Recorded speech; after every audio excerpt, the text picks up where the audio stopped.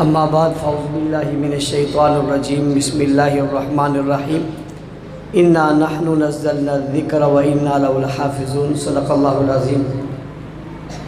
کیوں نہ ہو ممتاز اسلام دنیا بھر کے دینوں میں، وہاں مذہب کتابوں میں، یہاں قرآن سینوں میں۔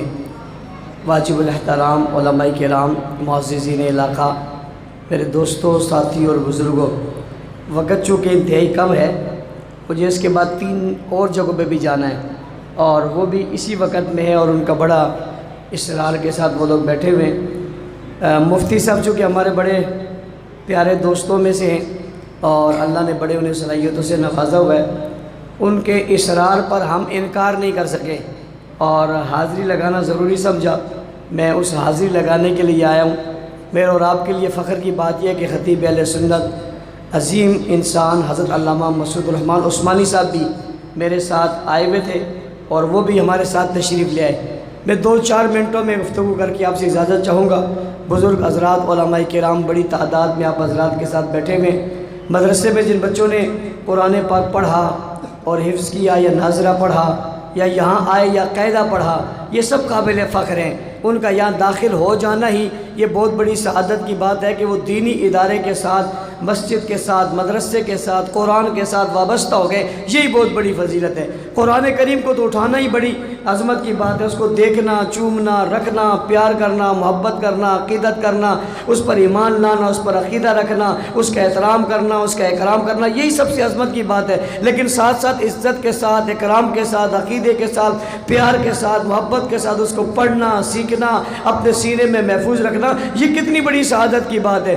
یوں ہمیں یہ بات سمجھ میں نہیں آتی کہ قرآن مجید اس لیے کہ ہمارے گھروں میں اور ہماری مسجدوں میں اور ہمارے مدرسوں میں اور ہمیں مل گیا ہے مفت میں، اس لیے ہمیں قدر نہیں ہے۔ اس کی قدر پوچھنی ہو تو ان لوگوں سے پوچھو جن نے قرآن لینے کے لیے، قرآن پہنچانے کے لیے، قرآن پھیلانے کے لیے، قرآن کو دنیا تک عام کرنے کے لیے کتنی قربانیاں دی کہ دنیا کی ہر چیز سے ٹکر لے لی، لیکن قرآن کریم کے ساتھ کو نہیں چھوڑا بلکہ قرآن کے ساتھ وابستہ رہے۔ یہی وجہ ہے کہ آج میرے گھر میں اور آپ کے گھر میں اور دنیا کے گھروں میں قرآن موجود ہے، اور ہم کہتے ہیں یہ برکت کی کتاب ہے۔ اور ہم اس برکت کی کتاب کو کیا کرتے ہیں کہ بھئی کوئی آدمی اگر بیمار ہو جائے وہ اپنے گھر میں پڑھواتا ہے، کوئی مر جائے تو اپنے گھر میں پڑھواتا ہے، کسی کی کوئی دکان کھلے تو اپنے گھر میں کھلواتا ہے، کوئی برکت چاہتا ہے تو اپنے گھر میں پڑھواتا ہے۔ بھئی اپنے گھر میں قرآن حکیم جو آپ پڑھوا رہے ہیں، میں نے کہا کیوں پڑھواتے ہو؟ کہتا ہے برکت کے لیے۔ میں نے کہا ایک دن میں یہ طلباء کے پڑھیں گے آپ کو برکت ہوگی، روزانہ اپنے بچوں کو کیوں نہیں پڑھواتے کہ روزانہ پڑھیں اور برکت ہو؟ اور روزانہ آپ سورہ یاسین کی تلاوت اپنے گھر میں کیوں نہیں کرواتے؟ معمول کیوں نہیں بناتے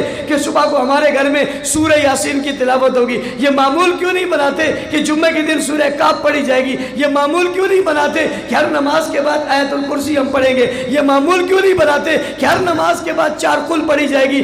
آپ کو عاملوں کے پاس اور دیگر لوگوں کے پاس جانے کی ضرورت نہیں پڑے گی۔ برکت بھی قرآن میں، انقلاب بھی قرآن میں، قانون بھی قرآن میں، ضابطہ بھی قرآن میں، دستور بھی قرآن میں، منشور بھی قرآن میں، زندگی بھی قرآن میں، اصول بھی قرآن میں، پہلوں کا ذکر بھی قرآن میں، بعد کا ذکر بھی قرآن میں، زمین کی بات بھی قرآن میں، آسمان کی بات بھی قرآن میں، ستاروں کی بات بھی قرآن میں، شجر حجر جمادات نباتات بحر و بر خشک و تر سمندر اور دریا و ہوا اور فضاؤں کی بات بھی قرآن میں، آدم علیہ السلام کی بات بھی قرآن میں، نوح علیہ السلام کی بات بھی قرآن میں، ایوب علیہ السلام کی بات بھی قرآن میں، یحییٰ علیہ السلام کی بات بھی قرآن میں، سلیمان علیہ السلام کی بات بھی قرآن میں، اور حضرت ابراہیم کا ذکر بھی قرآن میں، نبیوں کی تبلیغ بھی قرآن میں، دعوت بھی قرآن میں، اسلام بھی قرآن میں، ایمان بھی قرآن میں، ایقان بھی قرآن میں، عقیدہ بھی قرآن میں، نظریہ بھی قرآن میں، حکومت بھی قرآن میں، ریاست بھی قرآن میں، سیاست بھی قرآن میں، علم بھی قرآن میں، عمل بھی قرآن میں، تقدم بھی قرآن میں، تحفظ بھی قرآن میں، اور وجاہت بھی قرآن میں، اور جلالت بھی قرآن میں، اور علم کا سمندر اور دریا اور خزانے بھی قرآن میں۔ کون سی چیز ہے جو قرآن میں نہیں؟ پہلوں کا ذکر بھی قرآن میں، بعد کا ذکر بھی قرآن میں، آسمان کیسے بنا، زمین کیسے بنی، سورج کیسے بنا، چاند کیسے بنا، یہ بھی قرآن میں۔ دنیا کی ہر چیز قرآن میں موجود ہے۔ کیا چیز ہے جو قرآن میں نہیں ہے؟ کہنے والے نے کہا مولوی صاحب آپ کیا نہ چرچے ہو؟ میں نے کہا وقت کم ہے، مختصر جملہ کہتا ہوں، سبھی کچھ قرآن کے پاس ہے۔ دین، اسلام، ایقان قرآن کے پاس ہے، نبیوں کی رسالت، نبوت قرآن کے پاس ہے، توحید، سنت قرآن کے پاس ہے، شریعت، احکامات قرآن کے پاس ہے، حدود قرآن کے پاس ہے، قصاص قرآن کے پاس ہے، عمل قرآن کے پاس ہے، شرافت قرآن کے پاس ہے، عدالت قرآن کے پاس پاس ہے، حیا قرآن کے پاس ہے، وفا قرآن کے پاس ہے، جرأت قرآن کے پاس ہے، شجاعت قرآن کے پاس ہے، نیکی کے راستے قرآن کے پاس ہے، روشنی کے مینارے قرآن کے پاس ہے، روشنی کا بمبا مرکز قرآن کے پاس ہے، روشنی کی باتیں قرآن کے پاس ہے، روشن خیالی قرآن کے پاس ہے، پوری دن کے نقشے اور تصور قرآن کے پاس ہے۔ تو کہنے والوں نے مجھے کہا مولوی صاحب ہر چیز قرآن کے پاس ہے، یہ تو بتاؤ قرآن کس کے پاس ہے؟ میں نے چند سادہ لفظوں میں بات ہی مکا دی، میں نے کہا ہر چیز قرآن کے پاس ہے اور قرآن صحابہ کے پاس ہے۔ ہر چیز قرآن کے پاس ہے، قرآن اس لیے دنیا کے لوگوں جو چیز ڈھونڈنی ہے تمہیں کہاں جانا پڑے گا؟ صحابہ کے دروازے پہ جانا پڑے گا، وہی قرآن ملے گا، وہی رسالت ملے گی، وہی سنت ملے گی، وہی دین ملے گا، وہی شریعت ملے گی، وہی ایمان ملے گا، وہی اسلام ملے گا، وہی سچ ملے گا، وہی حق ملے گا، وہی حقیقت ملے گی، وہی بلائی ملے گی، وہی خیر ملے گی، وہی نیکی ملے گی، وہی تدبر ملے گا، وہی حکمت ملے گا، وہی حقائق ملے گی، وہی عظمتیں ملیں گی اور وہی بلندیاں ملیں گی اور وہی مقام ملے گا اور وہی شرافتیں ملے گی اور وہی عدالتیں ملے گی، وہی انصاف ملے گا جو وہی ملے گا، جو ملے گا وہی سے ملے گا، جو ہوگا وہی سے ملے گا۔ قرآن وہاں ہے، نبی وہاں ہے، رسول وہاں ہے، پھر نبوت کی ادائیں وہاں ہے، نبوت کی فضائیں وہاں ہے، نبوت کے کارنامے وہاں ہے، نبوت کا نقشہ وہاں ہے، سیرت کے کارنامے وہاں ہے، کردار وہاں ہے، گفتار وہاں ہے، اخلاق وہاں ہے، اعمال وہاں ہے، طرز وہاں ہے، معیشت وہاں ہے، معاشرت وہاں ہے، سیاست وہاں ہے، نبی کا چلنا، نبی کا پھرنا، نبی کا بیٹھنا، نبی کا اٹھنا وہاں ہے، پیغمبر کی ہر بات، ہر ادا، ہر چیز وہاں ہے، نبی کی باتیں وہاں ہے، نبی کا کلام وہاں ہے، پیغمبر کی زندگی وہاں ہے، معیشت وہاں ہے، معاشرت وہاں ہے، نبی کا طرز زندگی اسوہ حسنہ وہاں ہے۔ جو چیز تلاش کرنا چاہتے ہو رب کی باس وارچ رب کی قسم ہر باس ہر چیز صحابہ کے پاس ملے گی۔ اس لیے میں کہوں دنیا کی جو چیز تلاش کرو وہ قرآن کے پاس ہے اور قرآن تلاش کرتے ہو تو صحابہ کے پاس ہے۔ آخری دو جملے، آپ کے بچے قرآن یاد کرتے ہیں، قرآن نے صحابہ کو یاد کیا ہے، آپ کے سینوں میں قرآن محفوظ ہے، قرآن کے سینوں میں صحابہ محفوظ ہے۔ آپ تذکرہ قرآن کیا کرتے ہیں، قرآن تذکرہ صحابہ کا کرتا ہے۔ آپ یاد قرآن کو کرتے ہیں، قرآن یاد صحابہ کو کرتا ہے۔ آپ تعریف قرآن کی کرتے ہیں، قرآن تعریف صحابہ کی کرتا ہے۔ آپ اوصاف قرآن کے بیان کرتے ہیں، قرآن اوصاف صحابہ کی کرتا ہے۔ آپ بات قرآن کی کرتے ہیں، قرآن بات صحابہ کی کرتا ہے۔ سب کچھ قرآن کے پاس ہے، قرآن صحابہ کے پاس ہے۔ لکھنے والے صحابہ، پڑھنے والے صحابہ، اٹھانے والے صحابہ، تحریر کرنے والے صحابہ، نقش بنانے والے صحابہ، پھیلانے والے صحابہ، پہنچانے والے صحابہ، کائنات کے ذرے ذرے تک کتاب کے لفظ لفظ حرف حرف کو پہنچانے والے طبقے کا نام کیا ہے؟ صحابہ صحابہ صحابہ صحابہ صحابہ صحابہ صحابہ صحابہ کیا ہے؟ صحابہ صحابہ صحابہ صحابہ صحابہ بھائی کیا نام ہے؟ صحابہ صحابہ صحابہ صحابہ صحابہ صحابہ۔ اسی لیے تو ہم نے کہا واہ صحابہ،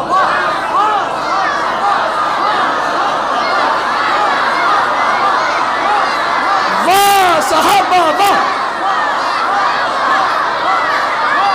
قرآن میں آنے والوں، قرآن میں چمکنے والوں، قرآن لکھنے والوں، قرآن بننے والوں، قرآن کی صورتوں، قرآن کے لفظوں، قرآن کی آیاتوں، نبی کے یاروں، نبی کے وفاداروں، نبی کے سیاروں، نبی کے ستاروں، نبی کے پیاروں، پیغمبر کے ساتھ والوں، قرآن کے نقطے بننے والوں، حروف بننے والوں، تفسیر بننے والوں، تشریح بننے والوں، واہ صحابہ واہ، واہ صحابہ واہ، واہ صحابہ واہ، واہ صحابہ واہ، واہ صحابہ واہ۔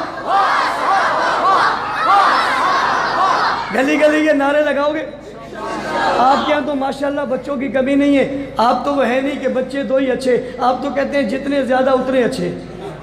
اس لیے شام میں جب گلیوں میں نکلیں تو چھوٹے چھوٹے بچے جلوس بنائیں اور جلوس بنا کر ایک بچہ آگے ہو جائے اور وہ نعرے کیا لگائیں گے؟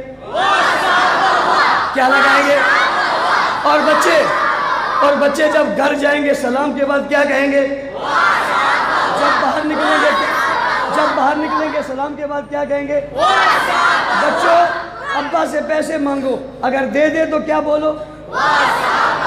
اور اگر نہ دے تو کیا بولو؟ اماں سے بھی مانگو، دے دے تو کیا بولو؟ نہ دے تو کیا بولو؟ اور جب آپ کا نعرہ سنے گا لازم آپ کو پیسے ملیں گے۔ وہ بولے کہ دیکھو انہوں نے واہ صحابہ واہ کہہ دیا، اب کچھ نہ کچھ دے ہی دو۔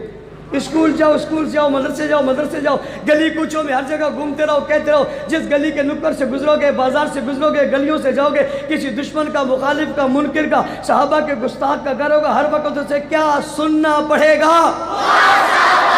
اس لیے میں کہتا ہوں صحابہ کے دشمنوں، جب تک کان رکھتے ہو اور جب تک آنکھیں رکھتے ہو تمہیں پڑھنا بھی پڑے گا اور سننا بھی پڑے گا۔ ان نے کہا کیا پڑھیں گے اور کیا سنیں گے؟ میں نے کہا یہ جملہ تمہیں پڑھنا پڑے گا۔ واہ صحابہ واہ!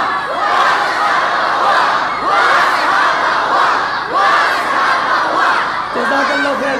میں نے اپنی 5-7 منٹ کی حاضری میں اپنا کام پورا کر دیا ہے۔ میں جہاں سے بھی شروع کروں ختم دعا صحابہ وہاں پہ کرتا ہوں۔ اللہ تعالیٰ آپ کو خیر دے۔ وآخر دعوانا الحمدللہ۔